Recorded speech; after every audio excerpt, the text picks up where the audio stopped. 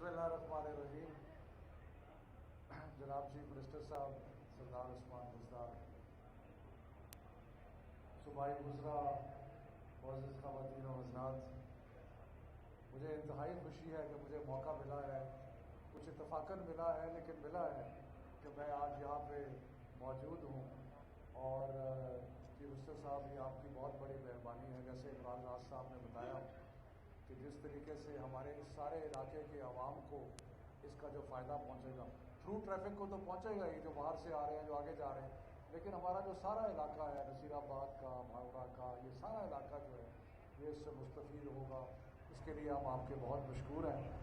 اور ہم L D A کے D G L D A نے بڑا اچھا کام کیا ہے. اسد بکر صاحب منسٹر جو ہیں، یہ ساروں نے مل کے کیا ہے. اور جو خوبصورت بات یہ ہے کہ آپ کی سرپرستی میں اور آپ کے زیر سایہ وہ جینون ایسے کام ہو رہے ہیں جن کے عوام کی روزمرہ زندگی میں بے پناہ فرق پڑتا ہے. ہمارے ایسے آنے سے پہلے ایسے لوگ تھے اور ایسے ایسے پروجیکٹ بنا گئے کہ جو ان کے ماشاءاللہ جیبیں جو تھیں وہ تو بہت بھر گئی، لیکن عوام کو فائدہ نہیں ہوا. اور اس وقت اگر آپ دیکھیں جس قسم کی خبریں آ رہی ہیں تو آپ کو اندازہ ہوتا ہے کہ کس طرح ایک لوٹ مار کا بازار جو تھا، انفارچونیٹلی بڑے افسوس سے کہنا پڑتا ہے، ایک گرم کیا گیا.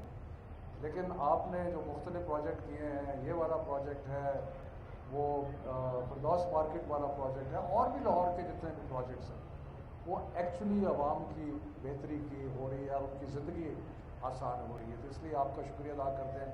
مراد راز صاحب نے بڑی محنت کی ہے. میں اور مراد ہم پرانے ساتھی ہیں، ہم نے 2 الیکشن اکٹھے لڑے ہیں، اور کبھی کھٹی میٹھی چیزیں ہوتی ہیں، لیکن وہ زندگی کا حصہ ہے.